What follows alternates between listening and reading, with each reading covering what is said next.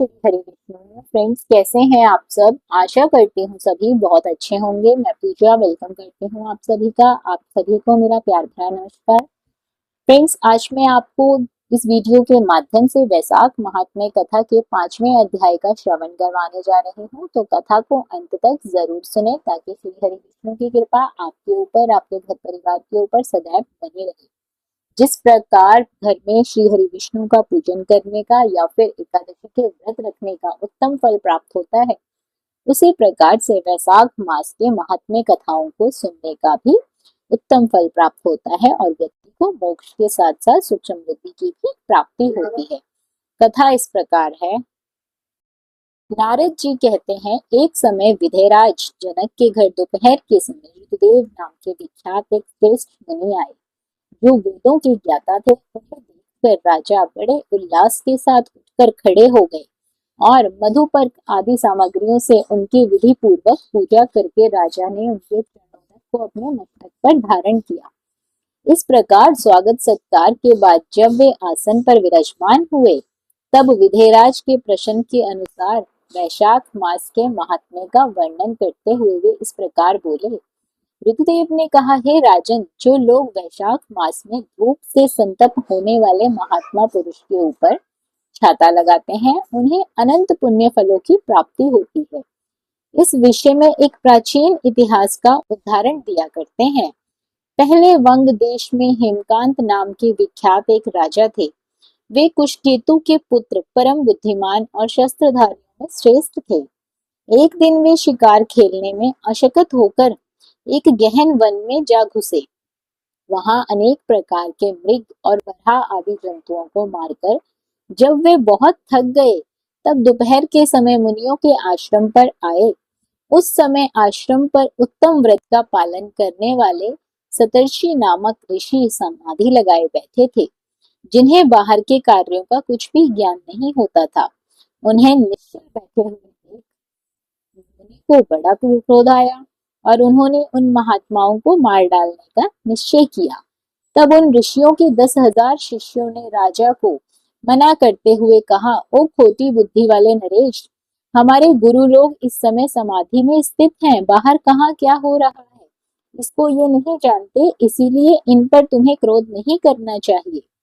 तब राजा ने क्रोध से विहल होकर शिष्यों से कहा, कुमारों, मैं मार्ग से थका मांदा यहाँ आया हूँ, अतः तुम ही लोग मेरा आतिथ्य करो। राजा के ऐसा कहने पर वे शिष्य बोले, हम लोग भिक्षा मांगकर खाने वाले हैं। गुरुजनों ने हमें किसी के आतिथ्य के लिए आज्ञा नहीं दी है। हम सर्वदा गुरु के अधीन हैं, अतः तुम्हारा आतिथ्य कैसे कर सकते हैं? शिष्यों को ये कोरा उत्तर पाकर राजा ने उन्हें मारने के लिए धनुष उठाया और इस प्रकार कहा, मैंने हिंसक जीवों और लुटेरों के डर आदि से जिनकी अनेकों बार रक्षा की है, जो मेरे दिए हुए दानों पर ही पलते हैं, वे आज मुझे ही सिखलाते चले हैं। ये मुझे नहीं जानते, ये सभी कृतज्ञ और बड़े अभिमानी हैं। इन अत्याइयों को मर डालने में ही मुझे कोई दोष नहीं लगेगा। ऐसा कहकर वे कुपित हो धनुष से बाण छोड़ने लगा। बेचारे शिष्य आश्रम छोड़कर भय से भाग चले। भागने पर भी हेमकांत ने उनका पीछा किया और 3 शिष्यों को मार गिराया। शिष्यों के भाग जाने पर आश्रम पर जो कुछ सामग्री थी, उसे राजा के पापात्मा सैनिकों ने लूट लिया। राजा के अनुमोदन से ही उन्होंने वहां इच्छा अनुसार भोजन किया। तत्पश्चात दिन बीतते बीतते राजा सेना के साथ अपनी पुरी में आ गए। राजा कुशकेतु ने जब अपने पुत्र का यह अन्यायपूर्ण कार्य सुना, तब उसे राजा करने के अयोग्य जानकर उनकी निंदा करते हुए देश से बाहर निकाल दिया। पिता के त्याग देने पर हेमकांत घने वन में चला गया। वहां उसने बहुत वर्षों तक निवास किया। ब्रह्म हत्या उसका सदा पीछा करती हुई, इसीलिए वह कहीं पर भी स्थिरता पूर्वक रह नहीं पाता था। इस प्रकार उस दुष्ट आत्मा के 28 वर्ष बीत गए। इस दिन वैशाख मास के जब दोपहर का समय हो रहा था, महामुनि तीर्थ यात्रा के प्रसंग से उस वन में आए। वे धूप से अत्यंत संतप्त और तृषा से बहुत पीड़ित थे, इसीलिए किसी वृक्षहीन प्रदेश में मूर्छित होकर गिर पड़े। योग से हेमकांत उधर आ रहा था। उसने मुनि को प्यास से पीड़ित, मूर्छित और थका मांदा देख उन पर बड़ी दया की। उससे पलाश के पत्तों से छत्र बनाकर उनके ऊपर अति धूप का निवारण किया।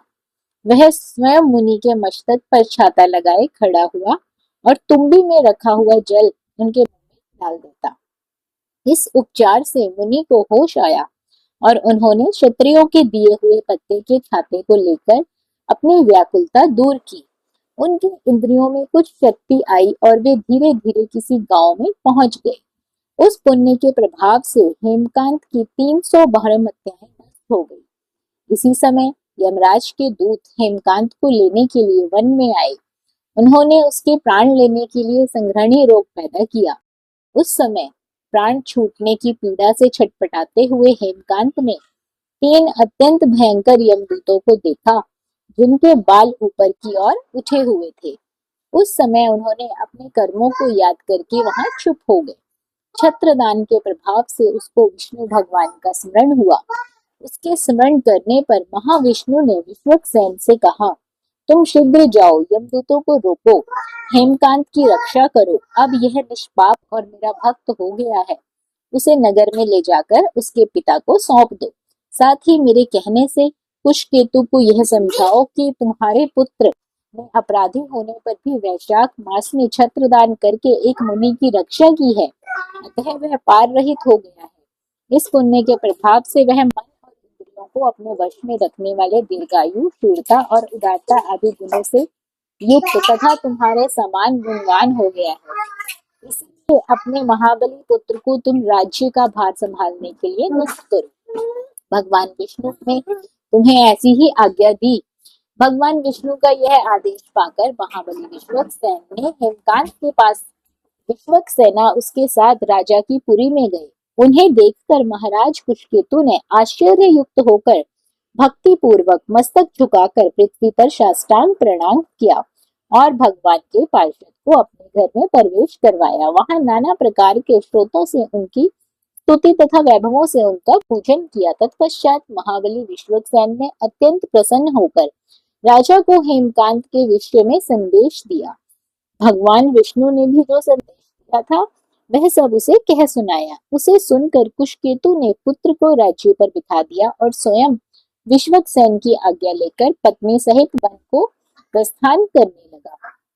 तदंतर महामना विश्वक्सेन हेमकांत से पूछकर उसकी प्रशंसा करके श्वेतद्वीप में भगवान विष्णु के पास चले गए। तब से राजा हेमकांत वैशाख मास में बताए हुए भगवान प्रसन्नता को बढ़ाने वाले शुभ धर्मों का प्रतिवर्ष पालन करने लगे। वे ब्राह्मण भक्त, धर्मनिष्ठ, शांत, सभी प्राणियों के प्रति दयालु और संपूर्ण यज्ञों की दीक्षा में स्थित रहकर सब प्रकार की संपदाओं से संपन्न हो गए। उन्होंने पुत्र पौत्र आदि के साथ समस्त भोगों को भोग कर भगवान विष्णु का लोक प्राप्त किया। वैशाख मास सुख से साध्य अतिशय पुण्य प्रदान करने वाला है, पाप रूपी ईंधन को अग्नि की भांति जलाने वाला है और व्यक्ति को पाप रूपी ईंधन को अग्नि की भांति जलाने वाला है, परम सुलभ तथा धर्म, अर्थ, काम, मोक्ष चारों पुरुषार्थ देने वाला है। तो फ्रेंड्स, आशा करती हूँ कथा आपको जरूर पसंद आई होगी। श्री हरि विष्णु की कृपा आप लोगों के ऊपर सदैव यूं ही बनी रहे, आपके घर परिवार में सुख समृद्धि बनी रहे। वीडियो अच्छी लगी हो तो वीडियो को लाइक और शेयर जरूर करें। चैनल पर पहली बार आए हैं तो सब्सक्राइब करना बिल्कुल ना भूलिए। बने रहिए आपके अपने यूट्यूब चैनल अंकित वास्तु ज्ञान में। धन्यवाद।